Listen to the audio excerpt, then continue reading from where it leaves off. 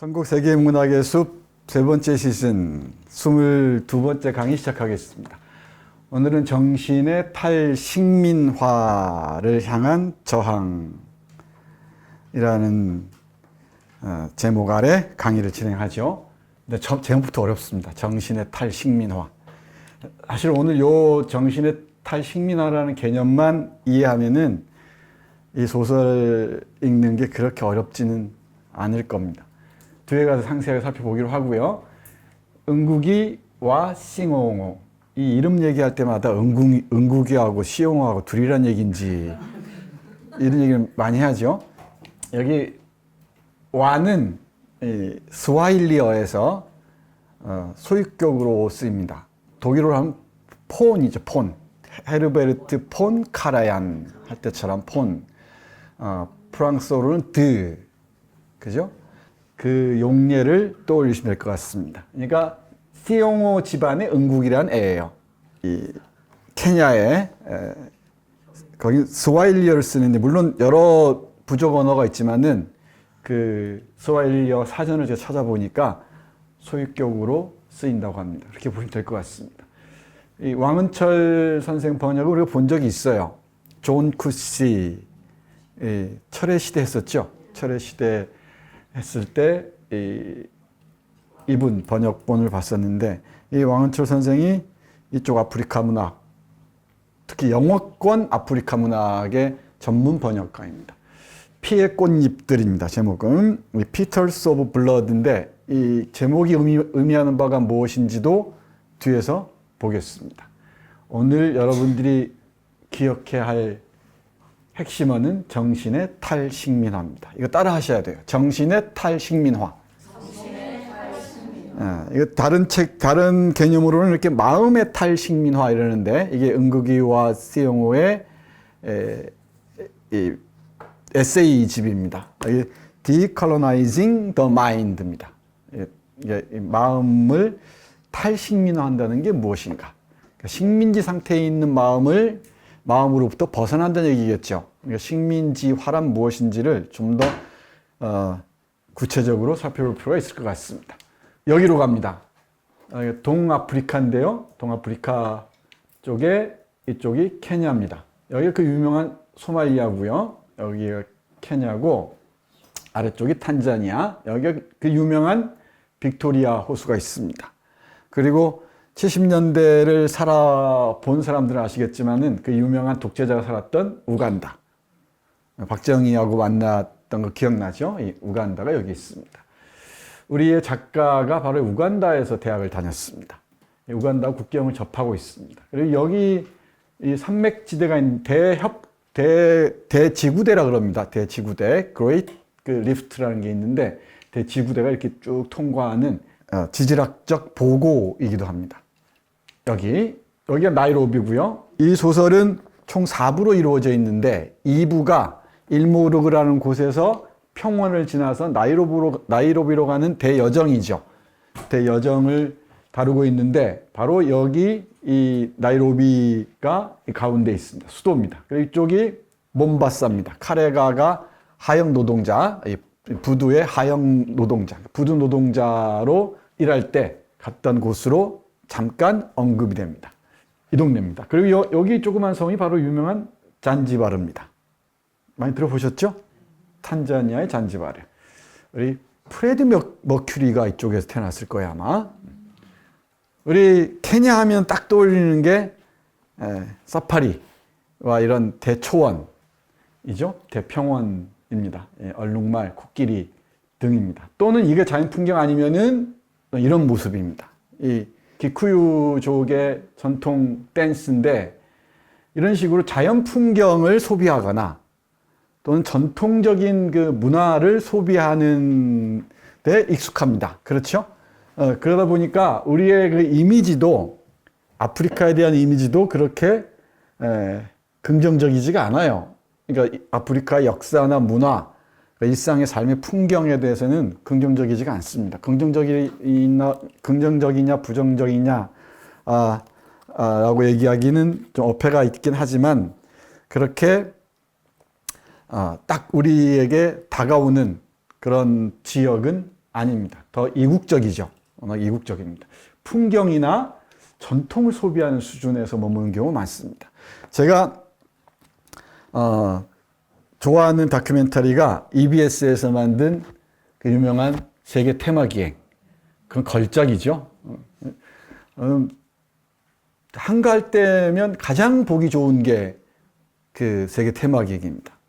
깊이 집중을 하지 않더라도 언제나 볼 수가 있죠. 근데 좀 아쉬운 게 뭐냐면은 대부분이 풍경이나 아니면은 먹을거리 아니면은 축제, 전통 문화 이런 것들입니다. 뭐가 아쉽냐면은 그 나라나 그 도시의 정치, 사회적인 문제들. 그죠? 역사가 안고 있는 그 비극적인 문제들에 대해서는 거의 언급하지 않아요.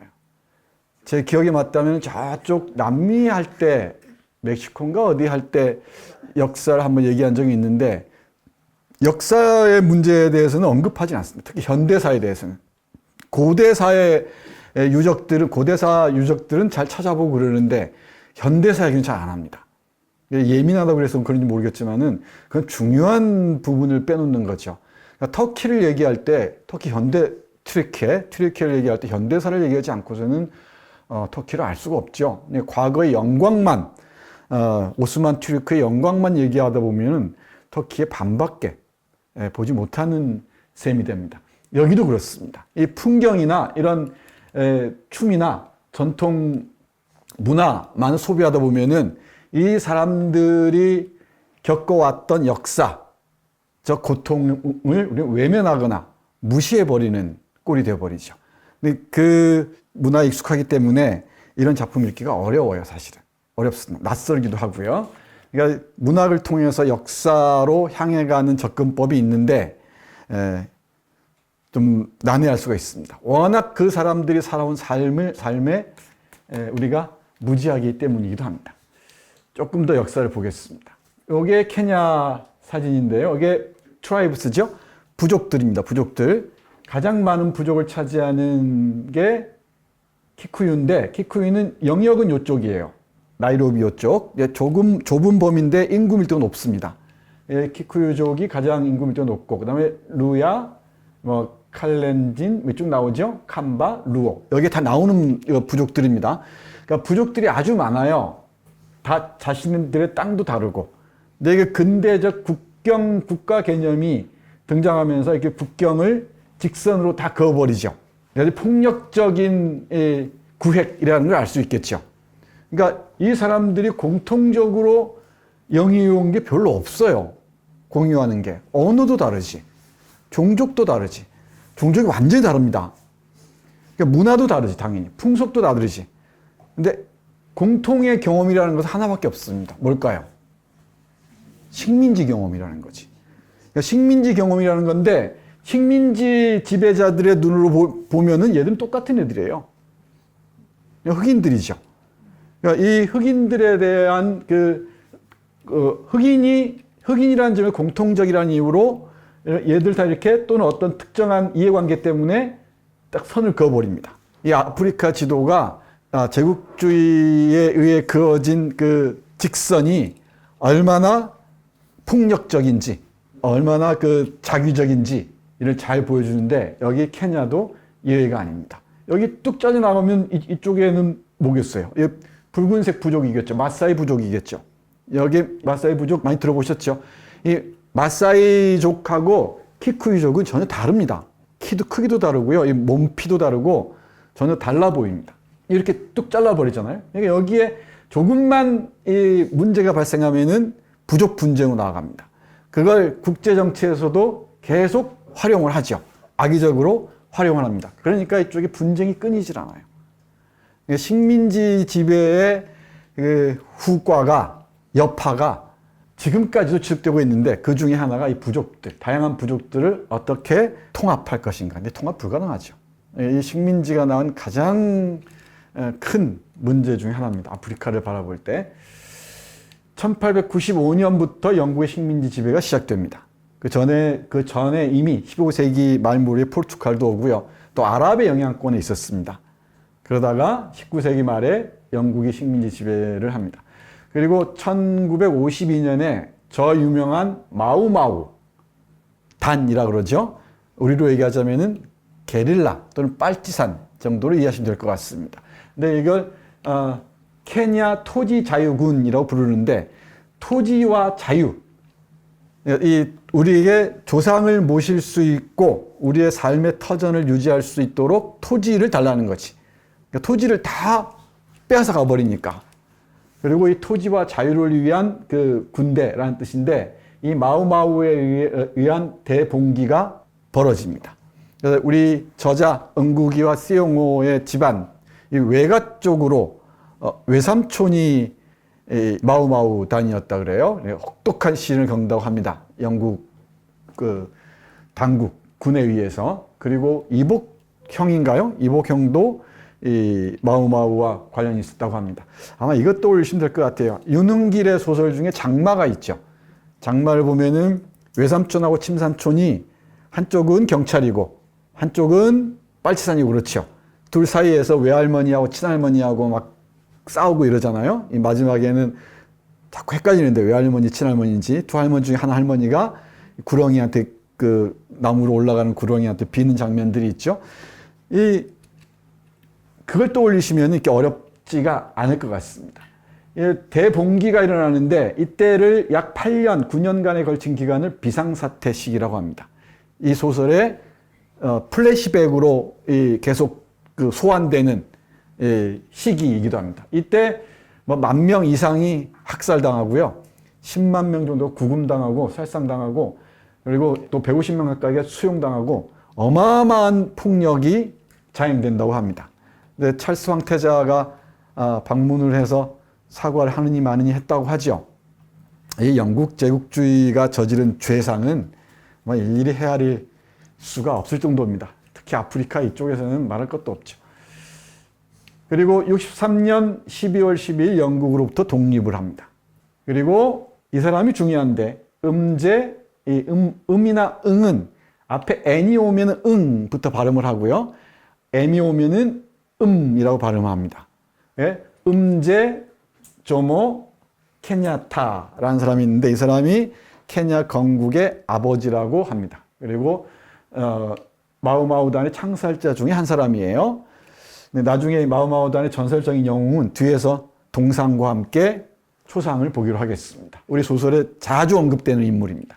그리고 이 사람이 초대 총리를 1년 하고 난 다음에 초대 대통령을 64년부터 78년까지 하는데, 이 박정희 모델을 떠올리시면 돼요. 하다가 76년인가 74년에 종신 대통령을 하겠다고 선언을 해요. 그러다가 2년 후에 심장마비인가 암으로 죽습니다. 또 그 다음에 등장한 대통령이 또 지독한 독재자입니다. 그러니까 이 식민지가 걷는 역사적 동선은 무서울 정도로 비슷합니다. 무시무시할 정도로 치열한 독립투쟁 이후에 이어지는 건 내란과 내전, 그리고 독재입니다. 이거 거의 예외가 없어요. 예외가 없습니다. 이게 식민지가 남긴 대못 같은 것이죠. 깊은 상처라고 안 할 수가 없습니다. 이 책이 재미가 없었던 이유는 우리 얘기하고 너무 비슷해요. 뒤에서 보겠지만은 이야기는 방식이 다를 뿐이지 우리 얘기하고 너무나 흡사합니다. 너무나 흡사해서 이거 이름만 바꿔놓으면은 크게 다르지가 않습니다. 그 뒤에서 좀 더 보기로 하죠. 78년부터 2002년까지 데니얼 아랍 모이라는 악명 높은 이 독재자가 자그만치 24년이죠. 24년 동안 독재를 행사합니다. 그리고 지금 2000 몇 년도인가는 또 이 사람의 아들이 또 무슨 대통령을 하고, 이런 일이 벌어집니다. 이게 또 부족 싸움이 있고 그래서 문제가 훨씬 더 복잡다단한 것 같습니다. 케냐의 역사를 여기 한 문장으로 정리를 할 수 있을 것 같아요. 이 책의 574페이지를 보면은 이렇게 적혀 있습니다. 우리 민중이, 그러니까 우리가 케냐를 세웠다. 1895년 이전에 우리의 농업을 붕괴시킨 것은 아랍 노예 상인들이었어요. 그 이전에, 영국 식민지 이전에, 그리고 인도인들이 대거 들어와서 상권을 장악해버렸다고 합니다.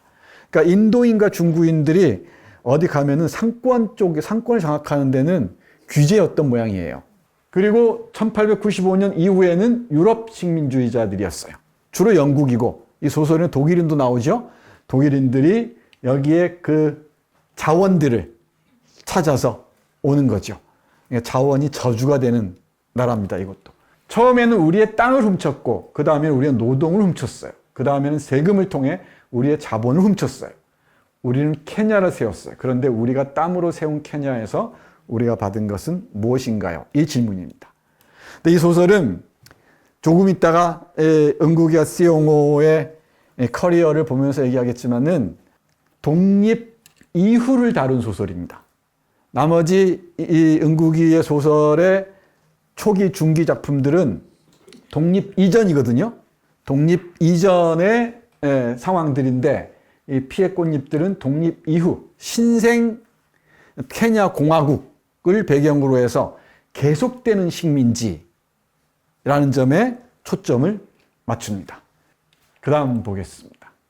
이 중요한 개념이라고 그랬죠? 따라해 보십시오. 정신의 탈식민지화.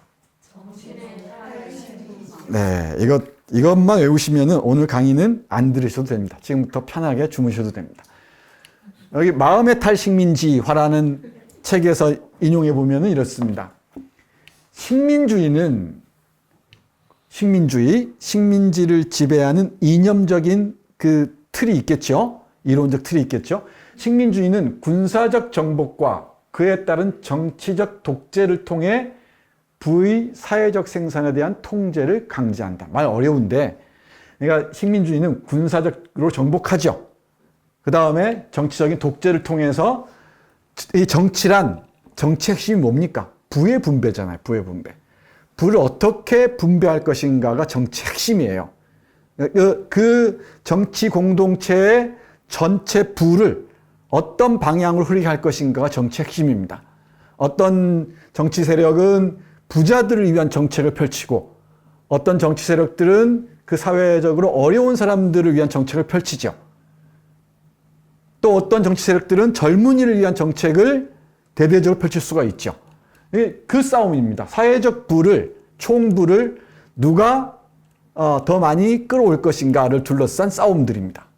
이게 정치의 메커니즘의 핵심인데, 그러니까 독재를 통해 부의 사회적 생산에 대한 통제를 강제하는 것이다. 안 어렵죠? 이건 국민국가도 마찬가지예요, 사실은. 근데 여기 군사적 정복이라는 게 따르지 않죠. 일단 국민국가에서는. 그 전에는 뭐 정복이 전제되기도 하겠지만은 계속 볼까요? 그러나 지배에서 이건 하드웨어입니다. 군사적으로 정복하고 경제적으로 강제를 하는 것. 정치 독재를 통해서 경제적 강제를 하는 것은 하드웨어적이죠. 근데 더 무서운 건 뭐라는 겁니까? 소프트웨어적인 것인데, 지배에서 가장 중요한 영역은 식민지의 심리 영역을 지배하는 겁니다. 그러니까 마음을 지배하는 겁니다. 이게 가장 무섭습니다. 그러니까 이 정신을 지배하는 거죠. 이거 주로 교육을 통해서, 문화를 통해서죠. 심리 영역의 지배, 그리고 그들 자신을 스스로 어떻게 인식하는가, 또 그들이 세상과 어떻게 관계하는 것과 같은 문화를 통한 통제이다. 그러니까 이게 부드러운 통제인데 이게 더 훨씬 더 지속적이고 집요하고 잔인합니다. 그리고 혹독해요. 이게 정신의 식민지화예요. 육체를 식민지화하는 것보다 훨씬 더 무서운 방식으로 정신을 식민지화해버리는 거지. 정신의 노예화라고도 얘기할 수 있겠죠. 그러니까 주인의 말에 복종하지 않을 수가 없어요. 그러니까 주인의 언어들이 주인의 요구하는 바가 나에게 내면화되어 버립니다. 이와 관련해서는 우리가 저 유명한 프란츠 파농의 고전이죠. 고전 중의 고전입니다. 다 아시죠? 검은 피부, 하얀 가면, 화이트 스킨이라는 블랙 마스크 앤 화이트 스킨이라는 걸작이 있습니다. 카리브해 아시나요? 이쪽 보면은 저쪽 베네수엘라 서쪽으로, 동쪽으로 이렇게 트리니다드 토바고가 있고, 거기서 징검돌처럼 쭉 산토 도밍고 쭉 이어진 징검돌 같은 섬들이 쭉 있습니다. 그 중에 하나가 마르티니크인데, 그 마르티니크 섬이에요. 지금도 프랑스령이죠. 그 프랑스령 마르티니크 출신입니다. 프란츠 파농이. 이 신경정신과 의사였던 이 사람이 이렇게 분석합니다. 한번 들어보세요. 검은 피부, 하얀 가면입니다. 음흉하다. 어둡다. 어둠, 그림자, 응달, 밤, 미로의 땅, 깊은 심연, 누군가의 명성의 먹칠하기. 이 모든 것이 블랙이라는 단어와 관련이 있다. 또는 뭐 검은 거래.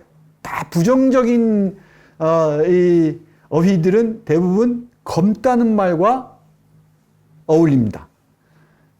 반면 밝고 순수한 표정, 하얀 평화의 비둘기, 신비한 하늘빛 하면은 화이트가 연상된다. 그죠? 놀랍도록 우아한 금발의 아이. 이 문구에는 얼마나 풍성한 평화와 축복, 그리고 희망이 깃들어 있는가. 유럽인들의 무의식, 그 심연 속에는 난폭한 검은 동굴이 하나 패어 있다. 그곳에는 가장 비도덕적인 충동과 가장 부끄러운 욕망이 잠들어 있다. 백인성을 향해 빛을 찾아 동굴 절벽을 기어 올라온 유럽인들은 끊임없이 자신을 방어하려 드는 야만적인 자아를 깨끗이 청산했다. 자신들 흰빛으로 드러났다는 거죠. 백인의 문명이 흑인의 세계, 그리고 그곳에 사는 야만인들과 접촉하게 되었을 때 그들은 고개를 끄덕거렸다. 흑인들이 모든 악의 원천이었다는 사실의 말이다. 흑인들이 모든 악의 원천이에요. 또 모든 왜곡의, 그로테스크의 출발점이라는 거죠. 자신들은 그걸 다 통과해 왔어요. 하얗게 정제된 사람들인데 비해서 흑인들은 아직 저 어둠 속에 처박혀 있다는 것이. 이게 이런 식으로 흑인 담론이 형성이 됩니다. 유럽인들에 의한 흑인 이야기가 생성이 돼요. 여행기의 형식이든 소설의 형식이든 아니면 역사 형식이든 다양한 방식으로 흑인 이야기들이 생성이 됩니다. 대표적인 백인 작가들, 우리 이 시간에 했던 존 쿠시도 남아프리카 공화국의 식민지 지배를 비판하지만 백인이 쓴 거죠. 그 식민지 지배를 비판한 영국의 작가, 오늘 폴란드 출신이긴 한데 조집 콜레드가 있습니다. 어둠의 심연. 이 어둠의 심연의 작가인 조셉 콜레드의 대작 중에 하나가 노스트로모가 있는데, 이 노스트로모가 남아프리카 공화국을 배경으로 합니다. 이 노스트로모의 영향을 우리 응구기와 시용호가 많이 받아요. 그럼에도 백인들이 쓰는 겁니다. 또 여러분들이 좋아하실지 모르겠는데 아이작 디네센이라는 여성 작가가 있습니다. 아웃 오브 아프리카.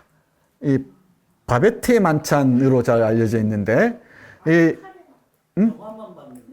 아웃 오브 아프리카의 작가이기도 하죠. 덴마크 여성이 아프리카에 가서 농장 운영하고 하는 거잖아요. 그리고 그 다리가 없는 소년을 사랑하고 이런 뭐 돌봐주고 이런 것들이 있죠.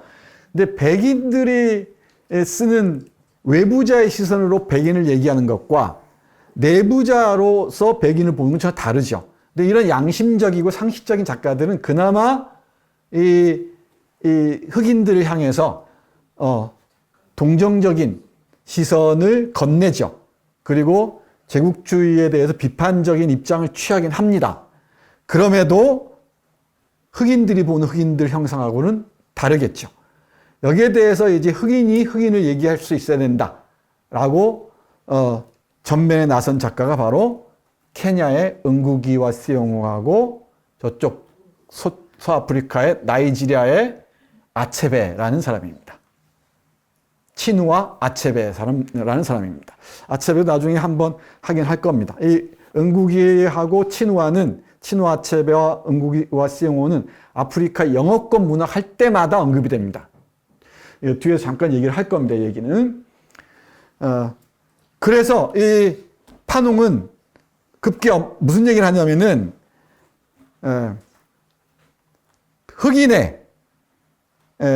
흑인에게는 단 하나의 운명이 있는데 하나 태어날 때부터 운명이 하나가 있어요.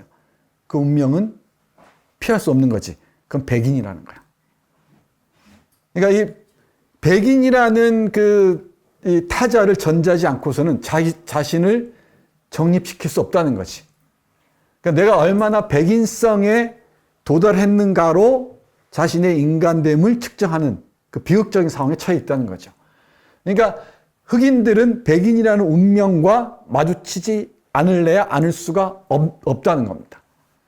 이게 처절할 정도로 고통스럽게 식민지화가 진행되어 버린 거죠. 그래서 어떻게 벗어날 것인가? 이 파농의 치유책들이 있긴 합니다. 이 경제적인 분배 문제나 뭐 심리적인 치유, 뭐 여러 가지 얘기들이 있죠.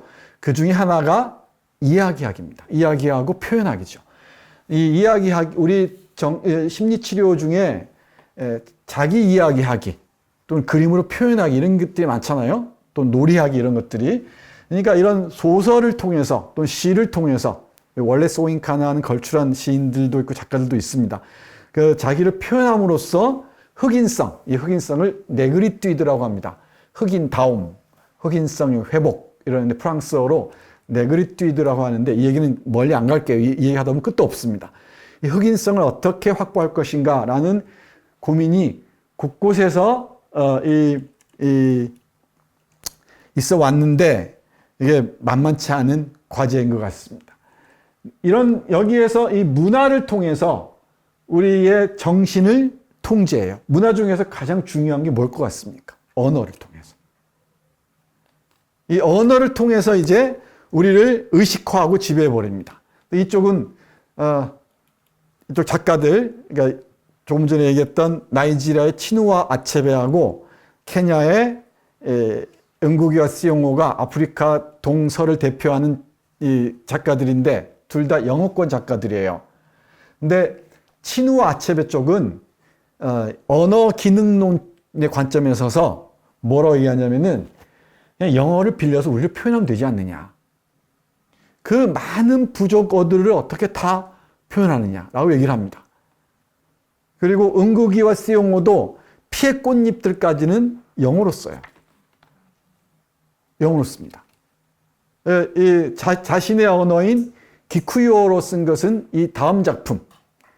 조금 이따 그건 김지하 얘기하면서 얘기할 텐데, 십자가 위의 악마라는 그 작품부터 자신의 키쿠요로 쓰고 직접 자신 영어로 번역을 합니다. 근데 다르죠? 이쪽 아프리카 언어들은 구어 중심적입니다. 그러니까 입말 중심적이에요. 그러니까 문어 중심적이지가 않죠. 그러다 보니까 응국의 시용호도 키쿠요로 쓴, 그러니까 자신들의 말로 쓴 작품은 소설보다는 연극이 훨씬 뛰어나다 그러죠. 예를 들면은 내가 원할 때 결혼할래요 라는 유명한 작품이 있다고 합니다. 저는 그걸 보지 못했는데 이 연극 쪽에서 힘을 발휘한다고들 얘기를 합니다. 자, 언어 문제가 심각합니다. 한국에서도 마찬가지입니다. 한국 문학에서 맨 근대 문학을 이끌었던 주요 인물들이 있죠. 이인직, 이광수, 염상섭 뭐 등등. 이 사람은 다 일본에 유학하고요. 일본어로 글쓰기를 시작해요. 그러니까 이인직이 처음 쓴 소설이 일본어로 쓴 소설입니다. 그리고 이광수가 처음으로 쓴 소설이 사랑인가라는 일본어 소설이에요. 그러니까 염상섭의 초기 3부작, 표본실의 청개구리, 암야, 제야 이런 게 있죠. 이런 작품들도 일본어식의 번역에 가깝습니다. 그러니까 일본어가 번역해 놓은 서양 문학을 다시 한국에서 받아들인 형국이죠. 그러니까 한국어로 조선어가 살아 숨쉬는 글을 쓰는 게 쉽지가 않아요. 근대 문학사에서는. 근데 그 전에도 서사 문학에 큰 흐름이 있었죠. 우리가 고전 소설이라 하는 게 있잖아요. 판소리 이게 소설도 있고 또 우리가 얘기하는 운영전 같은 한문 소설의 흐름들도 있고 서사의 그 서사 문학의 흐름들이 유유히 흘러왔었는데 근대 문학, 근대 소설이라는 절벽에 딱 부딪혀서 사라져버리고 일본을 경유해서 받아들이는 그 문체와 소설 문법으로 문학 행위를 하다 보니까 전혀 다른 글이 돼버립니다. 그건 춘향전하고 근대 소설은 달라요. 뭐뭐 했다, 뭐뭐 하다 이런 문장들이 없습니다. 근데 근대 소설이면서 우리의 어휘, 우리의 문장, 우리의 관용적인 표현, 우리들의 풍속, 지리를 기가 막히게 잘 살린 작품이 바로 벽초 홍명희의 임꺽정입니다. 우리 학생들하고 이번 학기 임꺽정을 읽고 있는데 정말 놀라워요. 제가 보는 책이 85년에 나온 책입니다. 사계절에서 나온 85년에 나온 책인데 밑줄 그어진 거 보니까 그때 읽긴 읽은 모양이에요. 전혀 기억이 안 납니다. 근데 그때 읽을 때는 의적 임꺽정에 꽂혀서 이런 뭐 언어니 그런 거 잘 안 보였던 모양이에요. 근데 지금 보니까 우리 입말들 있죠? 우리 구어 표현들, 그리고 관용적인 어구들, 놀랍습니다. 고유어 활용은 물론이고요. 그리고 왕조실록, 명종실록을 중심으로 한 이 역사적 기록에서부터 시작해서 천민인, 임꺽정 가족들까지 또 그 양주팔이라는 병해 도사, 생불이라고 얘기하는 사람까지 영역 신분층을 가로지르고 기록의 층위도 가로지릅니다. 그러니까 정교하게 작성된 역사적 기록에서부터 민중들의 살아있는 언어까지가 한 자리에 어우러져요. 그리고 역사 실존적 인물과 허구적 인물들이 곳곳에서 만납니다. 여기 퇴계도 등장하고요. 조정암도 등장하고요. 여러 실존 인물들이 등장합니다. 대단한 작품입니다. 근데 의적 임꺽정은 소설 끝까지 가도 우리 8권까지 끝났는데 지금 한 권 남았는데 사계절 버전은 9권으로 되어 있습니다. 의적이 안 돼요, 지금까지. 맨 바람피는 임꺽정입니다. 이 관가를 부수고 이런 짓을 하는데 아직 의적이 돼서 이 가난한 사람들을 구제하고 이런 것까지는 아직 드러나지 않습니다. 네, 참 흥미롭죠. 임꺽정도 언젠가 한번 하긴 해야 할 것 같은데 다른 데서겠지만 벽초는 조선의 3대 천재라고 했잖아요. 일본에 유학 간. 그러니까 벽초 홍명희, 그다음에 최남선, 그죠? 최남선 아시죠? 육당 최남선, 그리고 춘원 이광수, 이 셋이 함께 유학을 합니다. 벽초 홍명희가 실질적인 큰형이었죠. 92년생이죠, 홍명희가. 근데 그 실제로는 형 노릇을 하면서 근대 러시아 문학 작품들 다 읽어요. 뚜로겐예프의 루진을 읽었다는 기록이 나옵니다. 그리고 일본에서 번역된 세계문학들을 홍명희가 소개해서 육당이나 춘원이 읽는다고 얘기를 하죠. 그렇게 일본 근대 문학의 세례를 받았음에도 이렇게 조선어 문장을 능숙능란하게 쓴다는 게 놀라울 정도입니다. 벽초 홍명희의 소설 임꺽정을 의적의 탄생의 관점에서 보지 마시고 언어의 관점에서 보시면은 놀라운 경험을 하게 될 겁니다. 우리 한자어도 그렇고요. 고유어도 그렇고 자유자재로 넘나듭니다. 황홀한 경험이었습니다. 저는 요 글 보면서 이 책을 뒤져보면서 홍명희 생각이 많이 났어요. 우리 한국어 문장이란 무엇인가에 대한 고민이 홍명희에게 조선어 문장이란 무엇인가에 대한 고민이 아주 깊었구나 라는 걸 새삼 절감했습니다. 계속 보겠습니다. 정치, 경제적 통제나 심리적 통제 없이 결코 완결되거나 효과적일 수 없다. 이 심리적 통제, 마음의 통제가 정말 중요하죠. 정말 중요합니다. 한 나라의 문화를 통제한다는 것은 타인과의 관계에서 스스로에 대한 정의를 내리는 도구를 통제하는 것이다. 그러니까 내가 나라는 걸 정의할 수 있는 근거가 있을 거 아니에요? 그걸 통제하는 거예요. 이게 뭐겠어요? 언어입니다. 그러니까 일본 제국주의가 조선어를 말살하기 위해서 혼신의 힘을 기울였던 겁니다. 그러니까 말을 지키는 것 자체가 정신의 식민지화에 대한 철저한 저항이었던 거죠. 이 저항의 방식이었던 겁니다. 그래서 이런 입장에 서 있는 이 응국이는 언어를 포기하고서는, 자신들의 언어를 포기하고서는 제대로 된 아프리카성을 얘기할 수가 없다는 거죠. 흑인성을 얘기할 수 없다는 겁니다. 흑인 되기를 실천할 수 없다고 얘기를 합니다. 여기 피의 꽃잎들에서 이와 관련된 문장을 뽑아보면은, 여러분, 다리 위에 족쇄가 없고 마음에 족쇄가 없고 영혼에 족쇄가 없는 새로운 아프리카인을 보세요 라고 얘기합니다. 이게 다리의 족쇄는 물리적인 거겠죠. 근데 이게 마음과 영혼에 박혀있는, 또는 이걸 두르고 있는 이 족쇄들, 이게 문제입니다. 이게 저는 식민지의 깊은 그늘이라고 얘기하는데, 이 족쇄에서 벗어나기가 쉽지가 않습니다.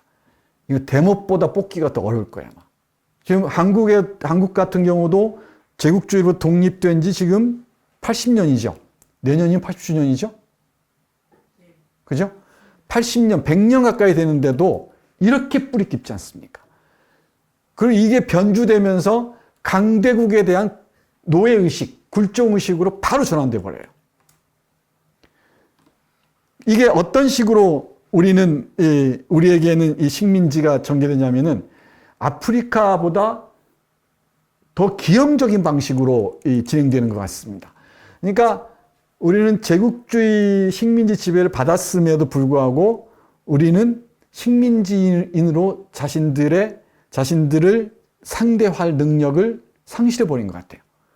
어느 순간 우리는 유럽인과 비슷한 입장에서 아시아나 아프리카인을 바라봅니다. 그렇죠? 우리가 좀 솔직해질 필요가 있습니다. 우리가 동남아시아나 아프리카인이나 남미의 그 원주민들 있죠, 이른바 원주민들이나 그 혼혈들을 바라보는 우리의 시선과, 우리가 유럽 백인들이죠, 유럽 백인들이나 미국 백인들을 바라보는 시선 사이 심각한 균열이 있죠. 이건 거의 분열증에 가까울 정도로 위태롭습니다. 근데 그걸 우리는 아무렇지도 않게 받아들여요. 여러분이나 나나. 이게 식민주의가 더욱 심각한 형태로 우리 안에 깃들어 있다는 증조하죠. 그게 우리의 족쇄입니다. 네가 족쇄를 족쇄로서 인식하지 못한다는 게 더 문제지.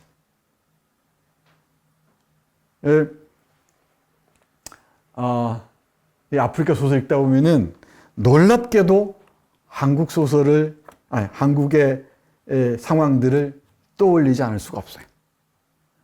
우리는 이쪽은 탈식민지화에 대해서 끊임없이 고민을 합니다. 어떻게 하면 식민지 상태로부터 정신 또는 영혼의 식민지 상태로부터 벗어날 것인가를 몸부림쳐요. 근데 우리는 식민지 상태에 있으면서 식민지 상태에 있다는 것을 인지하지 못합니다. 인지불능 상태에 빠져 있다는 것. 이 병이 더 깊다는 거죠. 그러니까 한국의 엘리트 그룹부터 시작해서, 지배 엘리트부터 시작해서 저변에 있는 사람들까지 이 정신의 식민지 상태는 아주 뿌리가 깊습니다. 그리고 어느 순간만 되면은, 환경만 조성되면은 이 뿌리에서 온갖 이 버섯들이 피어나고 우후죽순처럼 이 줄기들이 올라와서 우리의 대지들을 덮어버립니다. 은유적으로 얘기하려니까 힘드네.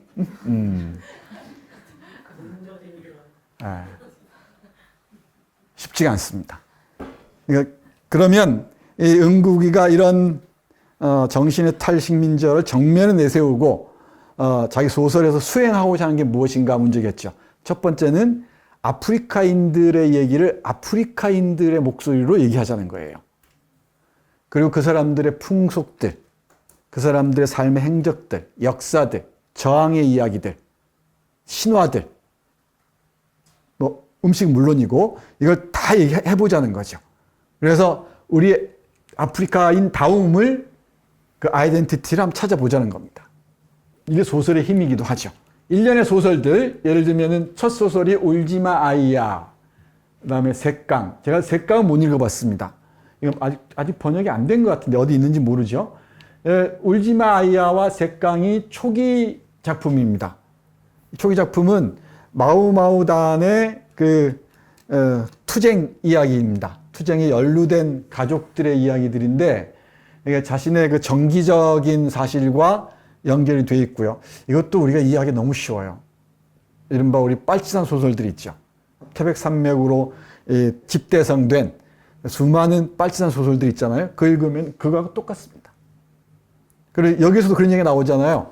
뭔가 국가에 대해서 비판적이고 자본가에 대해서 비판적이면 탄자니아나 중국으로 가 이러잖아요. 이때 탄자니아 공산주의를 택하거든.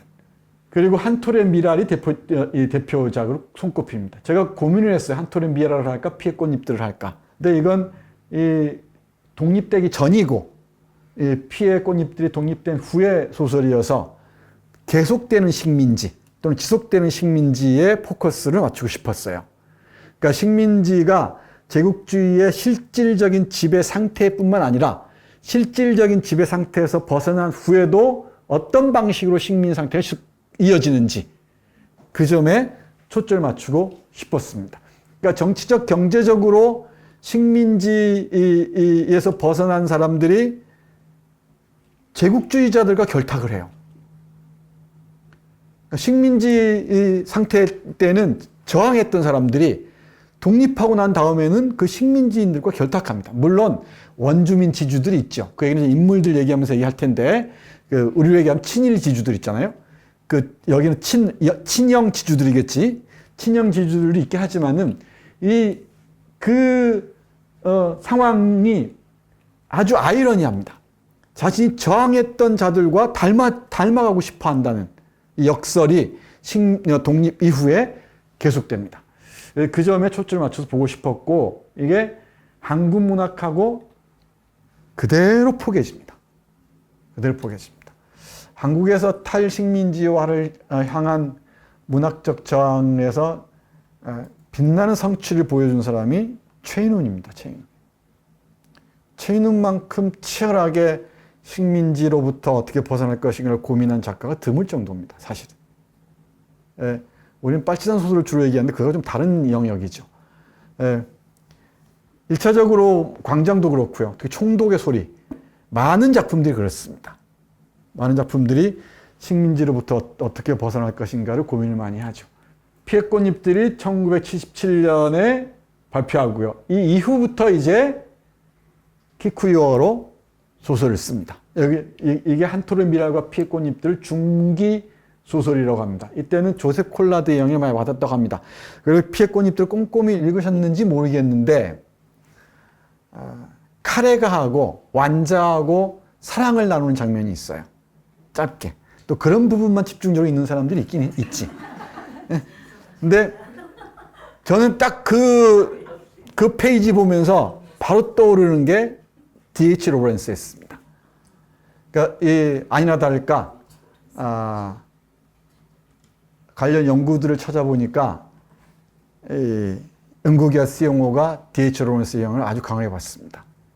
그러니까 신화적인 상상력, 그러니까 우주적인 상상력, 우주와 교감하는 인간, 문제와 관련지어서 D.H. 로렌스의 영향을 많이 받았다고 합니다. 그리고 이쪽 앞에서 말씀드렸듯이 조집 콜레드 같은 제국주의 비판적인 작가들의 작품을 참조하면서 다시 쓰기를 시도했다는 거죠. 이게 탈식민적 글쓰기라고 얘기를 해요. 식민지로부터 벗어나기 위한 글쓰기 방식이죠. 그리고 이건 내가 원할 때 결혼할 거예요 작품을 발표하고 이 카미티 감옥에 수감됩니다.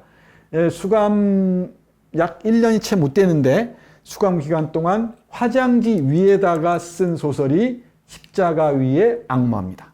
이거 창비에서 번역이 됐어요. 근데 이게 김지하의 오적을 참조했습니다. 실질적으로 이 책에서 얘기를 해요. 김지하가 74, 5년에 오적 잘 아시죠? 로터스상을 받으면서 전 세계에 알려지는데 제3세계 문학자들 사이에서는 김지하가 대단한 관심을 끌었습니다. 그 중에서 이 오적 같은 게 그랬죠. 그러니까 거기 오적이 재벌, 국회의원, 고급 공무원, 또 뭐죠? 장차관. 하나가 뭐더라? 이 오적이죠? 이게 한자로 막 이상한 한자를 쓰잖아요. 안 보셨구나. 네, 오늘 가셔서 한번 보세요. 그 오적들 얘기하면서 쭉 이걸 어떻게 신명풀이를 해나가죠. 그걸 보고 응국의 영호가 충격을 받은 모양이에요. 여기서는 6도적들, 6인가 8명의 도적들을 내세워서 심판하는 얘기가 나옵니다. 이 김지하와 깊은 관련이 있습니다. 이 응국의 영호가 2016년에 박경리 문학상을 받는데, 박경리 문학상을 받을 때 김지하와 같이 찍은 사진이 있어요. 보여드릴까요? 나중에 보여드릴게요. 궁금하시죠? 박경리 문학상이 좋은 작가들이 많습니다. 제 1회 제가 확인해 보니까 1회 박경리 문학상 수상이 최인훈이에요. 그리고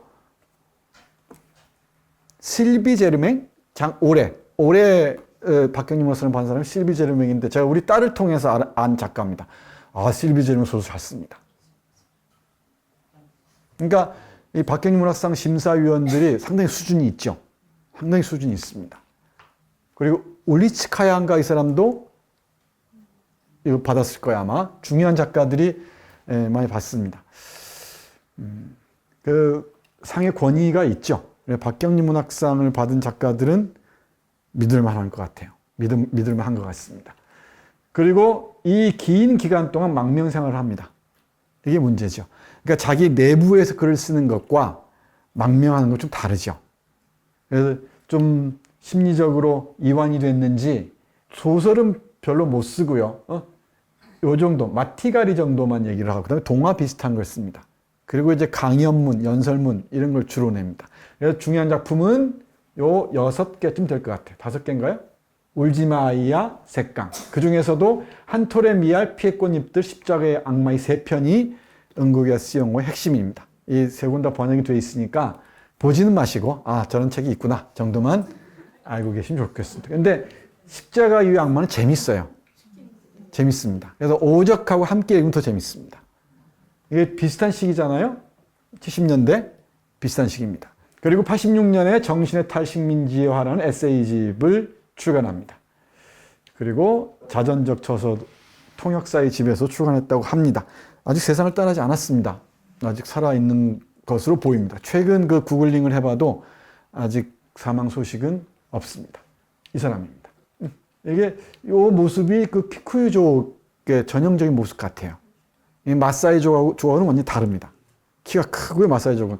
마사이족의 엉덩이 댄스가 유명한데, 그림으로도 유명하고 그렇습니다만은, 이쪽은 좀 다릅니다. 체형이 많이 다른 것 같습니다. 우리가 아시아인들 다 똑같이 보면은, 우리 화나죠? 근데 우리 아프리카인 똑같이 생각하잖아요? 근데, 90년대까지만 해도 한국이 어디 있는지 모르는 사람들이 많았습니다. 대부분이요, 대부분. 지금이야 뭐 K-팝이니 뭐니 좀 그나마 많이 알려진 거죠. 근데 어디 붙어 있는지 모릅니다. 중국 아니면 일본이죠. 뭐. 지금은 좀 많이 바뀌었다고 하는데, 우리가 아프리카에 대해서도 그렇습니다. 여기 얼마나 다양한 인종들, 검다는 거 빼놓고 얼마나 많이 다양한데요.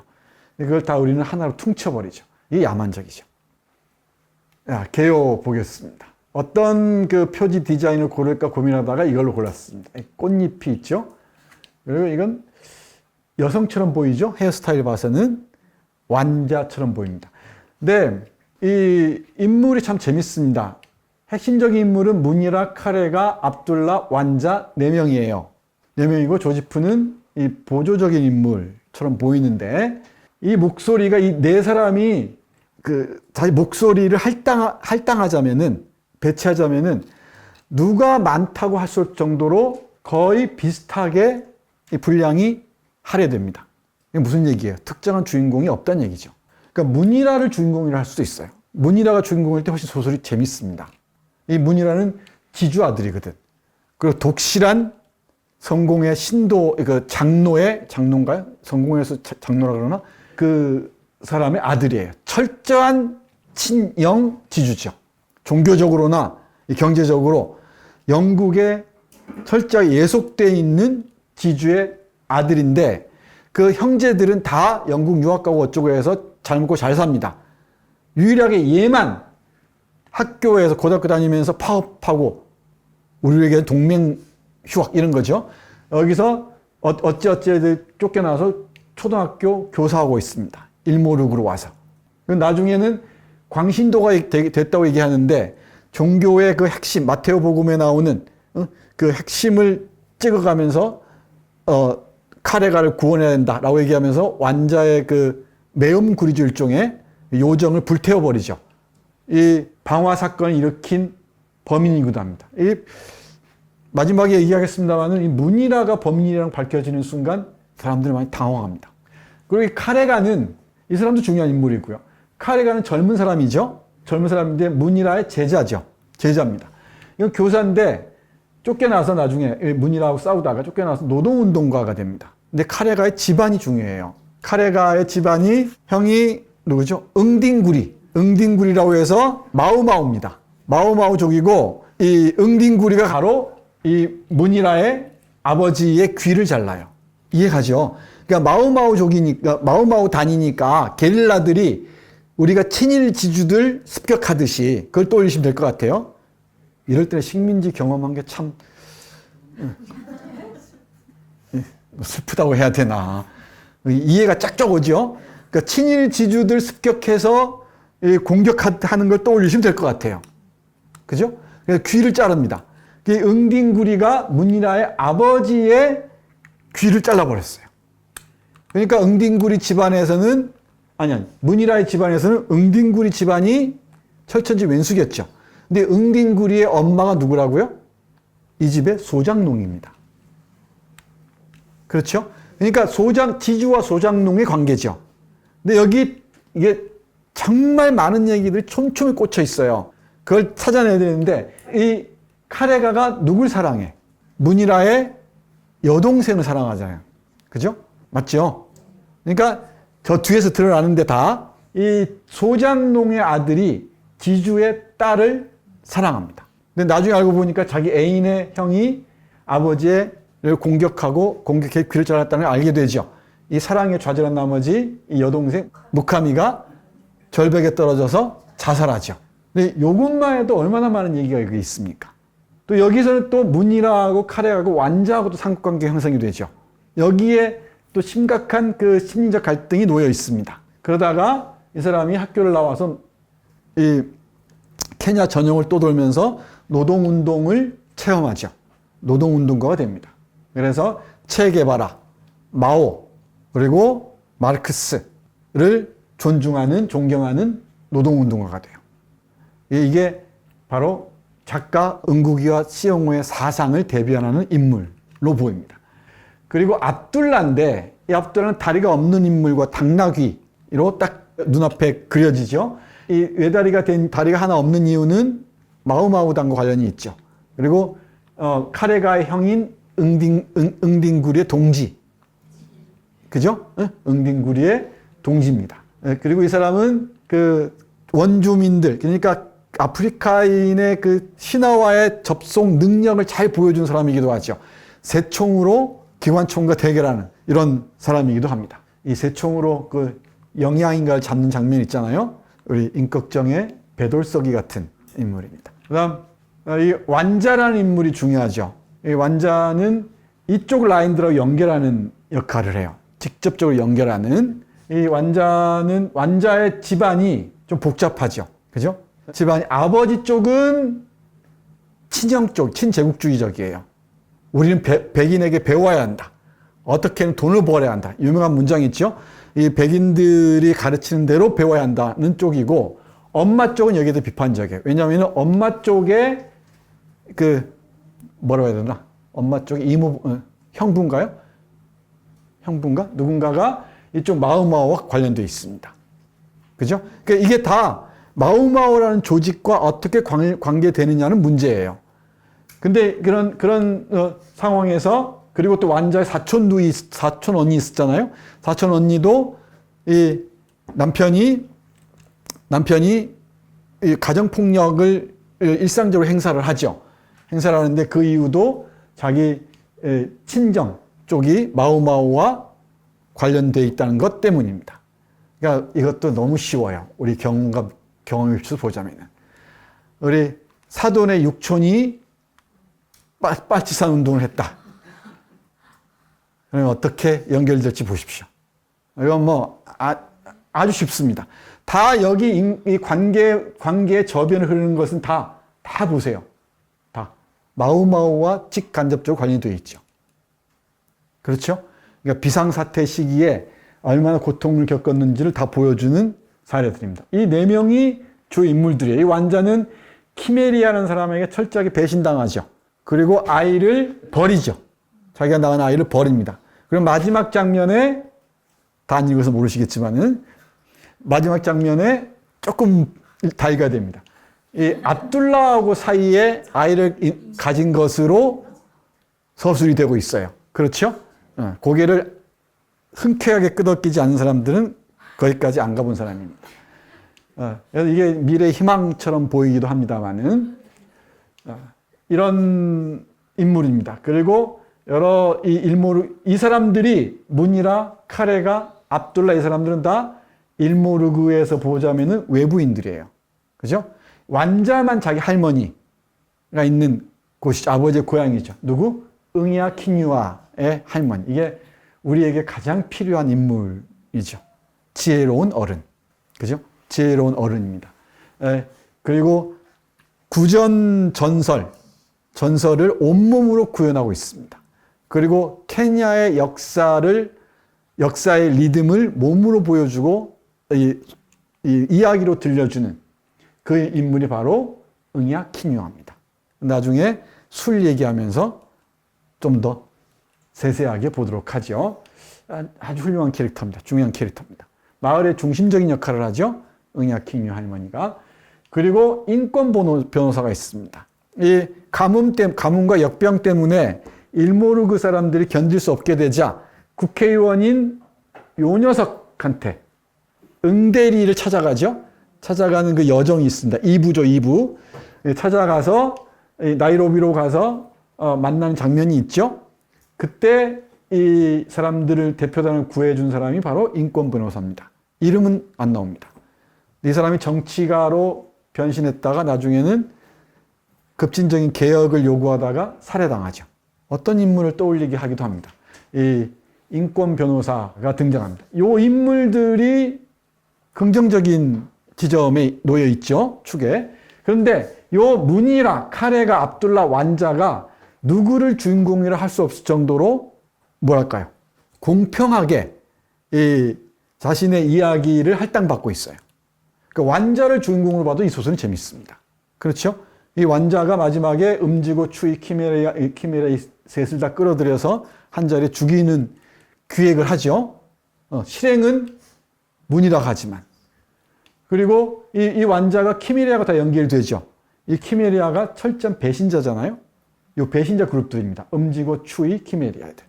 이 음지고는 교육자인데 교육 장학관 뭐 이런 애죠. 좀 큰 동네에 있는 온갖 그 이해관계와 연결된 타락한 교육 관리입니다. 그리고 이 추이는 이것도 교육자인데 어떤 학교의 교장이 되죠. 근데 이게 철저하게 영국의 교육 정책을 이어받습니다. 식민지 교육을 전파하는 아프리카인이에요. 그러니까 이게 앞에서 프란츠 파농 얘기를 했죠. 백인 되기를 온몸으로 실천하는 흑인들이 있습니다. 누구죠? 뿔이라는 소설 쓴 사람? 알렉스 헤일리. 보면은 그 주인공이 모래로 막 얼굴 문지는 장면들 있죠. 피가 나게. 백인 되고 싶어서. 그뿐만이 아니라 그 피부, 겉모습만 백인 되고 싶어 하는 게 아니고 정신까지 백인이 되고 싶어 해요. 이러니까 딱 이광수가 떠오르죠. 저는 이광수의 유명한 글이 있습니다. 얼굴이 달라진단가 그래요. 글 제목이. 얼굴이 달라진다는 제목에 이광수의 에세이 비슷한 게 있습니다. 여기서 뭐라고 쓰냐면은 요즘 보면은 이광수 말이에요. 조선인도 내지인과 겉으로 보면은 참 많이 닮았다. 반가운 일이다. 근데 여기에 그쳐서는 안 된다. 정신까지 철저하게 내지와 일본화되지 않으면 안 된다. 그때야 비로소 내선일체는 완성될 수 있다. 라고 얘기하는 그 요지의 글이 있습니다. 너무나 똑같죠. 이 추이, 교육자이자 사업가입니다. 다 사업까지 다 해요, 얘들은. 땅 투기 다 하고. 이런 자들입니다. 이 추이가 또 여기 문이라의 동료이기도 하죠. 학교의 동료이면서 같이 파업을 했던 친구죠. 동맹 휴학을 했던 친구인데 이렇게 변신합니다. 배반하죠. 거기 영국인을 몰아세우고 아프리카인을 세웠더니 아프리카인이 더하지. 뒤에서 보겠습니다. 키메리아는 진짜 악랄한 사업가입니다. 악랄한 사업가. 이걸 친일 유산과 관련된 걸 떠올려 보십시오. 우리는 대표적으로 누구죠? 이완용을 얘기하죠. 이완용 후손들이 떳떳하게 소송을 하잖아요. 응? 그죠? 소송을 하지 않습니까? 그리고 지금 남아있는 이 친일 그 재산들 몰수법이 통과가 안 되잖아요. 통과 안 됩니다. 이 문제가 우리 사회의 가장 뿌리 깊은 문제예요. 이게 식민지로부터 벗어나지 못하게 하는 겁니다. 그러니까 정치 세력도 이를 중심으로 딱 포진되어 있죠. 이 식민지화 문제와 관련되어 있습니다. 식민지 지배와 관련되어 있습니다. 이것도 식민지의 간접적 지속을 꿈꾸는 일본의 극우 세력들이 이걸 뒤에서 계속 쏘사기죠. 그러니까 때만 되면은 이게 전면으로 등장할 수밖에 없습니다. 이 케냐 얘기와 우리 얘기가 크게 다르지가 않아요. 크게 다르지 않습니다. 지금까지도. 이쪽 인물들 확인됐죠? 그래서 다성적 목소리라고 얘기를 하는 겁니다.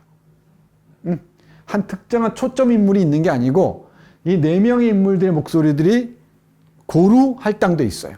그래서 어떤 목소리를 핵심의 목소리로 삼아도 별 문제가 되지 않습니다. 다 엮이니까. 그만 구성이 치밀하다는 얘기도 하겠지. 문이라, 카레가, 압둘라, 완자. 그리고 부정적인 인물 군을 보면은 이 3명과 함께 응대리와 리에라라는 국회의원이 있죠. 많이 보는 국회의원 모습이죠. 나이로비에서 연설하는 장면이나 뒤에 와서 뒤통수 치고 개발한다니까 관광사업 개발하고 지가 다 뒤에서 뭐라 그래요? 이권 다 챙기고 뭐 너무 많이 봤던 거죠. 너무 많이 봤던 거에서 정말 낯설지가 않아요. 정말 낯설지가 않습니다. 우리나라가 글로벌해요. 이런 보면은 이 아프리카 이해하는데 우리의 역사적 사례를 떠올리면 너무나 쉬워요. 우리의 현실을 보면 너무나 쉬워요. 이거. 그러니까 재미가 없어. 너무나 뻔하니까. 여기는 하나 우리가 좀 다른 게 뭐가 있냐면은 이 종교적 문제가 있습니다. 케임브리지 프로드샴이라는 프로드가 사기란 뜻이잖아요. 우리 캐릭터님 기억나죠? 이름 짓기. 이 프로드샴이라는 이름에 드러나 있죠. 케임브리지를 나온 사기꾼 새끼 뭐 이런 뜻으로 읽으면 딱 될 것 같습니다. 이름이 그래요. 이름이. 프로드가 FRAUD가 프로드, 사기꾼 이런 뜻이거든요. 성공의 신부인데 이 시리안 학교 교장이란 말이에요. 철저하게 식민화 교육을 강제하잖아요. 학생들이 파업을 일으키고 여기에 문이라하고 추이가 함께 했었죠. 아마 그죠? 그 뒤인가? 그죠? 그 다음에 이 추이가 교장이 되는데 이보다 더한 짓을 합니다. 그리고 제로드 신부도 여기 일모르그의 교회를 세우죠. 광신도들을 이끕니다. 이 제로드 신부도 이권에는 어디도 빠지지 않습니다. 우리는 해방 이후에 어떤 종교의 역사를 보시면 될 것 같습니다. 어떤 종교로 얘기하지 않겠습니다. 그게 제국의 우리의 그 정신의 식민지화와 긴밀한 관련성이 있죠. 일본 제국주의는 특정 종교를 통한 지배라기보다는 자신들의 전통 종교인 신토를 통해서 신궁들 있잖아요. 남산의 핵심적인 장소에 조선신궁을 세우잖아요. 그래서 전국 곳곳에 조선신궁을 건립합니다. 이게 정신적 동원의 과정이죠. 근데 그게 조선신궁의 그 종교적인 이 연속성은 한국엔 찾아보기 어려워요. 그렇죠? 다른 식으로 소수가 남아있긴 하죠. 무슨 이찌렌 1년 종파 이런 게 좀 남아있긴 한데 종교적 영향은 강하게 남아있지는 않은 것 같습니다. 근데 해방 이후에 기독교가 구원의 종교로 등장하면서 미국과의 관계를 재설정하죠. 이게 우리의 신식민지의 모습입니다. 이게 바로 식민주의, 신식민주의, 탈식민주의 그랬죠. 여기 식민주의는 구식민주의예요. 실질적으로 정치 경제적으로 식민지를 지배하는 겁니다. 근데 신식민주는 간접적으로 지배하는 거죠. 내부자들을 통해서 뒤에서 조종하는 겁니다. 딱 이해가 되죠? 지금 한국의 정치 권력과 경제 권력을 누가 움직이는가? 자신들이 자율적으로 토론하고 우리의 아이덴티티에 입각해서 국익에 충실하게, 한국의 이익에 충실하게 국정을 운영하고 경제를 운영하는가? 이걸 한번 잘 보십시오. 판단은 여러분이야. 전 생각이 없는 사람이에요. 그러니까 판단은 여러분이 하시기 바랍니다. 이게 그러면 신식민주의인가 아닌가를 판별할 수가 있죠. 탈식민주의는 당연히 신식민주의의 족쇄로부터 구식민주의의 족쇄로부터 벗어나면서 신식민주의를 제거해 나가는 과정이겠지. 우리 안에 박혀 있는 이 식민지화라는 대못을 뽑아내는 과정이겠죠. 이거 글쓰기, 그 글쓰기를 탈식민적 글쓰기라고 얘기를 합니다. 탈식민적 글쓰기는 1차적으로 어떤 방향에서 진행되어야 할 것 같습니까? 우리는 어떤 맥락에서 식민 상태에 있는가를 확인해야 되겠죠. 한국의 60년대, 70년대 문학은 이런 게 많이 있습니다. 많이 있습니다. 그러니까 우리 한국 문학의 계보 중에 이른바 반미 소설의 계보가 있어요. 그러니까 독립운동의 반일 소설의 계보는 당연히 있죠. 근데 반미 소설 문학선이 있을 정도로 미국에 대해서 통렬하게 비판적인 소설들이 있습니다. 대표적인 게 60년대 필화 사건으로 유명한 남정현의 분지 같은 거죠. 철저하게 한국 남쪽은 미국의 식민지다 라고 선언한 거죠. 그러니까 북한에서 뭐 소개하고 그랬다고 해서 간첩죄로 끌려 들어가서 이 필화 사건을 겪곤 합니다. 김수영의 시 어느 날 고궁을 나오면서인가? 맞죠? 나는 왜 작은 것에만 붕괴하는가 있죠. 거기 한 구절이 나오죠. 예, 거기에 나오는 그 작가가 바로 남정현입니다. 그게 또 기지촌 소설이라는 게 또 있어요. 아주 오래된 계보죠. 이 문순태의 문신이나 조혜일이죠.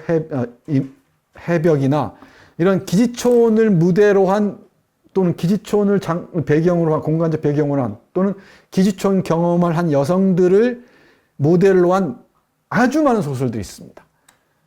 제가 오래전에 한 학기 동안 작가와 현장이라는 수업 시간에 기지촌 소설들을 했는데 내가 학생들에게 읽히면서 너무 괴로웠어요. 미안하기도 하고. 우리가 상상하는 것 이상입니다. 여러분들이 영화로 만날 수 있는 건 수치인 불명. 아주 좋은 영화죠. 황아무개 있잖아요. 영화 배우 중에. 황정민 말고. 아주 연기를 잘하는 친구가 있는데 그게 혼혈아로 연기를 하는 영화입니다. 수치인 불명. 이게 명작입니다. 이 기지촌. 우리 그 김민기의 노래 중에 기지촌이라는 노래가 있죠. 근데 나중에 연이라는 뭐 제목으로 바꿔서 부르기도 하고 그렇죠. 그리고 혼혈아라는 노래도 있죠. 이게 다 기지촌 관련돼 있습니다. 이게 이제 탈식민지로부터 벗어나기 위한 일종의 인식 과정이죠. 그러니까 우리가 어떤 식민지 상태에 있는가를 확인해야 벗어나는지 말지 할 거 아니에요. 내가 어떤 식민지의 노후를 쓰고 있는지 알아야 될 거 아닙니까? 식민주의, 신식민주의, 탈식민주의 어렵지 않죠? 이 탈식민주의의 모색의 한 과정으로서 응국이와 세용호는 탈식민지 글쓰기를 수행했던 것이죠. 그 구체적인 작품이 바로 우리가 보고 있는 피의 꽃잎들입니다. 됐죠? 그리고 아프리카 문학과 제3세기 문학은 어렵지 않게 알 수 있습니다. 김지아를 연결고리로 해서 설명할 수 있겠죠? 한국의 제3세기는 식민지를 경험한 국민국가, 1차, 2차 세계대전 또 그 이후에 독립된 국가들을 떠올리시면 됩니다. 이 제3세계 문학과의 연결성은 한국 문학과의 연결고리를 이해하면 어렵지 않게 이해할 수가 있습니다.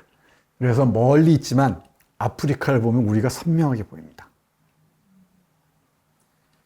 아프리카의 상처를 읽다 보면 우리의 상처가 오롯이 보입니다. 우리가 잊고 있던 상처들이 있죠. 우리 안에 깊이 못이 박혀 있는데, 골마가고 있는데, 그것도 모르고 우리는 뭐라 그러죠? 마취제에 중독이 돼서 그것도 모른 채 살아왔던 거지. 근데 이런 소설 읽다 보면은 뜨끔해지죠.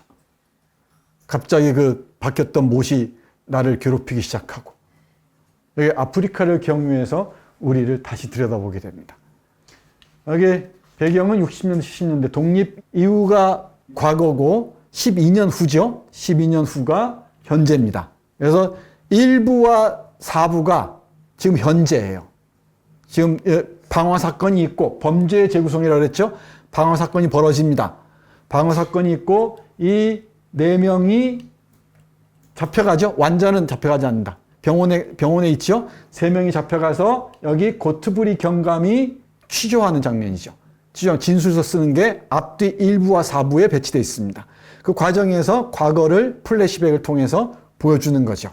2부는 가뭄으로 시달리던 일모르그라는 곳, 가상공간이죠. 일모르그 사람들이 응야키니와 할머니를 앞세우고 나이로비로 가는 길이죠. 나이로비 가는 길에 이 사람들을 만납니다. 특히 이 키메리아를 만납니다. 그리고 요 신부도 만나죠. 제로드 신부도 만납니다. 그리고 다녀온 이후에 이상하게 공원에서 연설했던 장면들이 언론에 보도되면서 일약 새로운 개발구역으로 떠오르죠.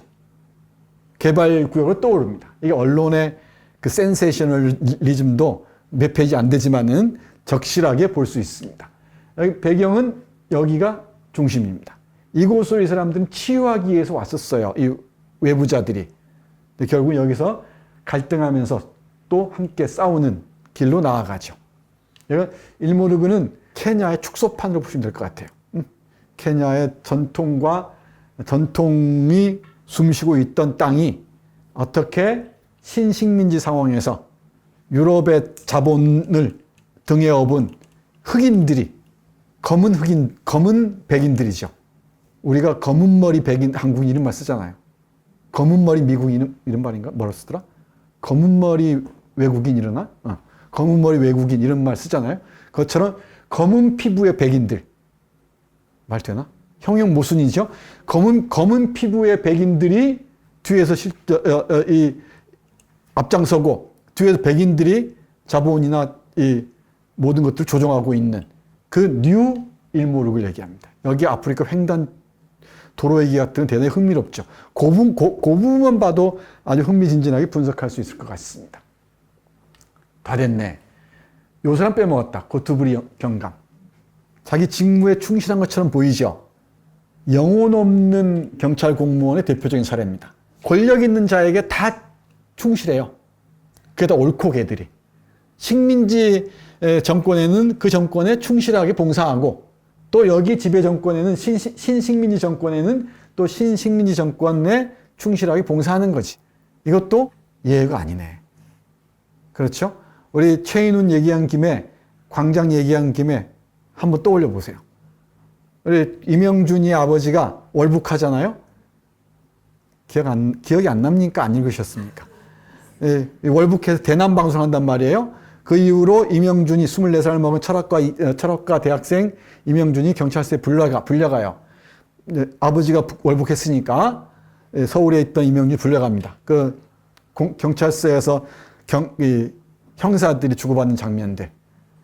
빨갱이 잡기는 일본이 좋았지. 그때가 좋았어. 얘들이 다 특별고등경찰 출신들이에요. 일제시대 때 일본 권력의 하수인 중에 하수인이었던 잔인한 하수인이었던 특별고등경찰의 하수인들이 해방 이후 60년 한국에서도 여전히 활기를 치고 있는 거지. 그 장면입니다. 그 장면.